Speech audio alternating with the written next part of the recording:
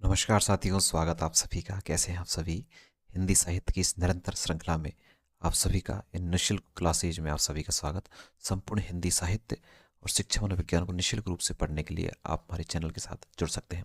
साथियों, हम हिंदी साहित्य के अंतर्गत आदिकालीन साहित्य के बारे में चर्चा कर रहे हैं और उसके अंतर्गत आज हम चर्चा करेंगे सिद्ध साहित्य अर्थात बौद्ध साहित्य के बारे में अपन चर्चा करेंगे।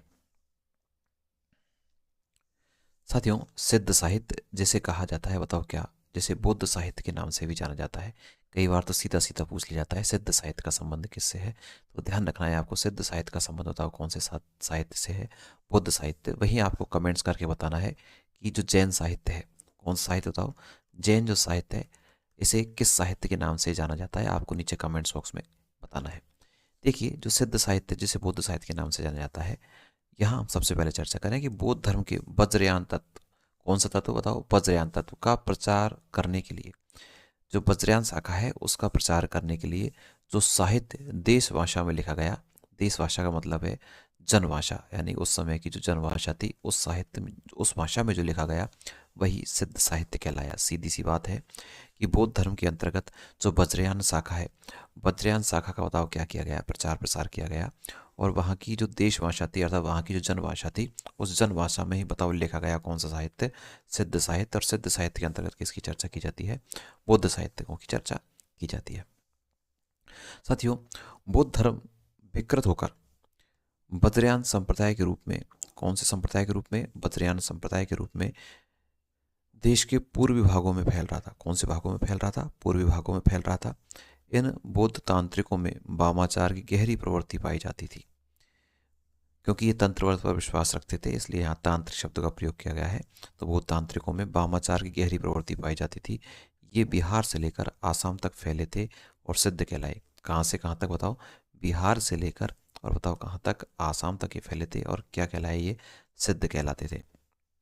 ये महत्वपूर्ण लाइन है, इसे इंपॉर्टेंट लिखना कि राहुल सांकृत्यायन ने 84 सिद्धों के नाम, ये नाम आपको ध्यान रखना है। कितने सिद्ध बताओ? 84 सिद्धों के नामों का उल्लेख किया है, जिनमें से सिद्ध सरहपा वेरी इंपॉर्टेंट नाम है, इससे प्रश्न पूछा जाता है। सिद्ध सरहपा से यह साहित्य आरंभ होता है। तो पूछा जाता है कि जो राहुल सांकृत्यायन है उन्होंने सिद्धों की संख्या कितनी मानी है? तो ध्यान रखना कितनी मानी है? 84 उन्होंने सिद्धों की संख्या मानी है। और सबसे सर्वप्रमुख या सबसे जो महत्वपूर्ण किसे माना है? सरहपा को सबसे इन्होंने महत्वपूर्ण माना है। आगे मैं आपसे बात करूं,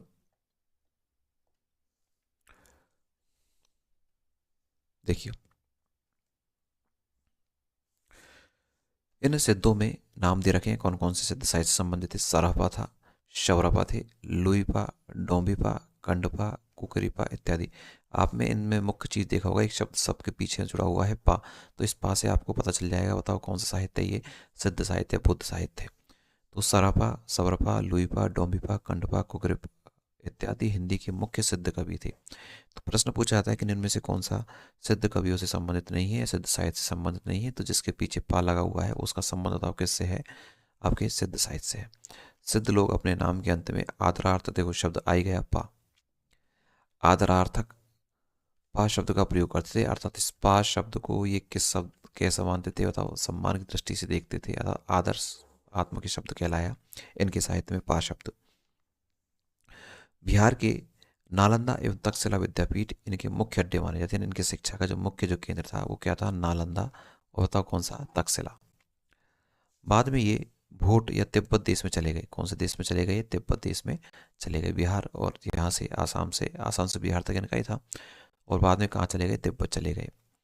मुनि, ये वेरी वेरी इंपॉर्टेंट लाइन है, इसको नोट करके लिखना, ये प्रश्न पूछी जाती है एग्जाम में, ध्यान रखना। मुनि अद्यवज्र तथा मुनि दत्त सूरी, ये दोनों नाम आपको याद रखने हैं। ने सिद्धों की भाषा को संधा या संध्या, दोनों इंपॉर्टेंट शब्द हैं। सिद्धों की भाषा को बताओ क्या नाम दिया? संधा या संध्या, लेकिन किसने दिया ये इंपॉर्टेंट है। मुनि अद्यवज्र और मुनि दत्त सूरी ने इन सिद्धों की भाषा को संधा या संध्या भाषा के नाम से पुकारा, जिसका अर्थ होता है कुछ स्पष्ट कुछ अस्पष्ट भाषा। इसका अर्थ क्या होता है? कुछ स्पष्ट है या फिर कैसी भाषा है? कुछ अस्पष्ट भाषा है। ये बात बताओ किसने कही थी? मुनि अद्यवज्र और मुनि दत्त सूरी ने। आप साथ के साथ नोट्स भी बना सकते हैं और सामग्री प्राप्त करने के लिए आप हमारे नीचे जो आपको नंबर दिए गए हैं आप उनसे संपर्क भी कर सकते हैं। आगे मैं चर्चा करूँ आपसे कि सिद्धों की भाषा में उलटवासी शैली यानी तुरंत उसका जवाब देना, उलटवासी शैली का पूर्व रूप देखने को मिलता है। आचार्य हजारी प्रसाद द्विवेदी ने सिद्ध साहित्य की प्रशंसा करते हुए लिखा है। किसने बताओ? आचार्य हजारी प्रसाद द्विवेदी ने सिद्ध साहित्य की प्रशंसा करते हुए लिखा है कि जो जनता तत्कालीन नरेशों की स्वेच्छाचारिता, पराजय या पतन से त्रस्त होकर निराशावाद के गर्त में गिरी हुई थी, उसके लिए इन सिद्धों की वाणी ने संजीवनी बूटी का कार्य किया। अर्थात उस समय जो तात्कालीन जो नरेश थे, राजा थे, उनकी स्वेच्छाचारिता यानी वो अपने अनुसार कार्य करते थे, उनका पराजय, उनका पतन, इससे सारी जो लोग थे वो दुखी थे। उस दुखी लोगों में आशा का संचार करने के लिए कौन सा साहित्य आया? सिद्ध साहित्य आया। तो ये संजीवनी बूटी की तरह कार्य किया। ये बात किसने कही है? आचार्य हजारी प्रसाद द्विवेदी जी ने।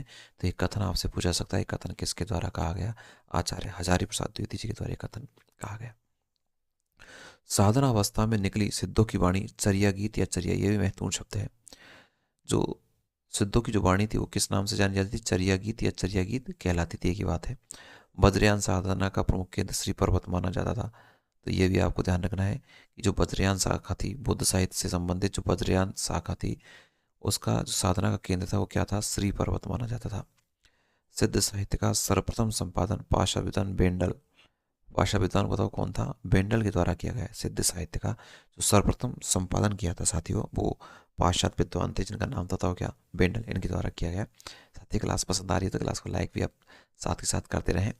आगे हम और चर्चा कर लेते हैं। साथियों को अपनी शेयर जरूर करें। देखिए, हिंदी में गे पदों की परंपरा सिद्धों से शुरू मानी जाती है। कौन से पद? गे, अर्थात जिनको गाया जाता है, ऐसे पद कहलाते हैं गेय पद। तो इसकी जो स्टार्टिंग है, इसकी जो प्रारंभ है, वो भी बताओ कैसे माना जाता है? यही सिद्धों के साहित्य से माना जाता है। 84 सिद्धों में आपको बताना है, कमेंट्स बॉक्स में करना है कि सिद्धों की संख्या 84 किसने मानी है। कमेंट्स करना है आपको, नीचे में आपको बता चुका हूँ अभी। तो 84 सिद्धों में से केवल कितने?